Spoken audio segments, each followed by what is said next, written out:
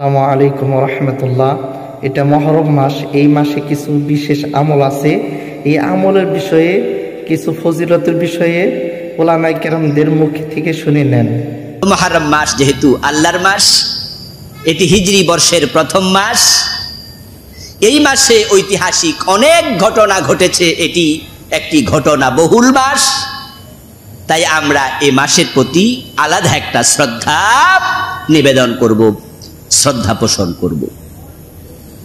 অনেকগুলো কারণে এই মাসের ফজিলত অন্য মাসের চেয়ে বেশি।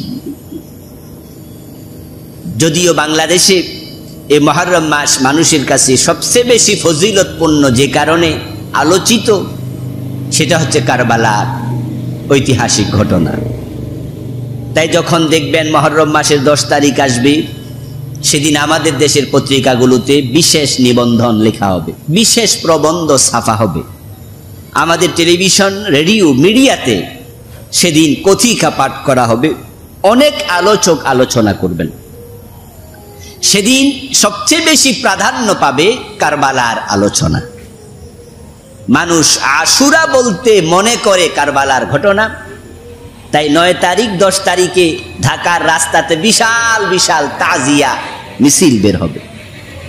ওটাকে টেলিভিশন চ্যানেলগুলোতে হাইলাইটস করে প্রচার করা হবে। তাই মানুষ এই লেখাগুলো থেকে বুঝে নিচ্ছে মুহররম মানিক কারবালা।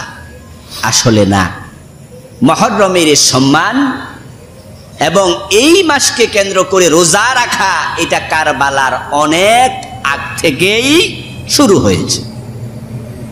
এই মুহররমের ইয়াউমে আশুরার তাৎপর্য, ফজিলত এটা নতুন না।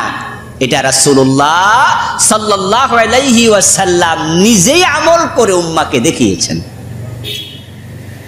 তো রাসূল সাল্লাল্লাহু আলাইহি সাল্লাম মুহররমের আশুরাতে রোজা রেখেছেন। আর কারবালার ঘটনা ঘটেছে উনার ইন্তেকালের 50 বছর পরে, 61 হিজরিতে। রাসূলুল্লাহ সাল্লাল্লাহু আলাইহি সাল্লাম ইন্তেকাল করলেন 11 হিজরিতে।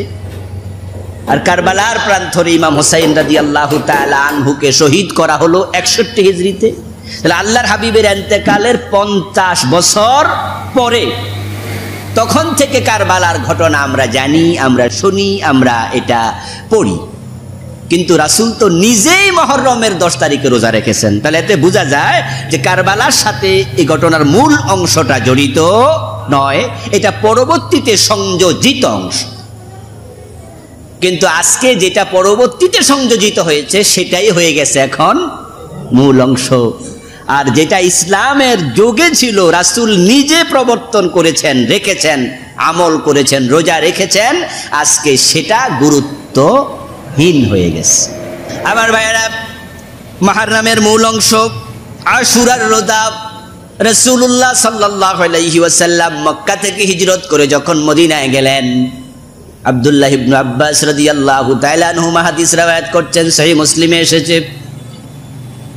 আল্লাহর হাবিব যখন মদিনায় গেলেন, ফাওয়াজাদাল ইয়াহুদা সিয়ামা ইয়াউমা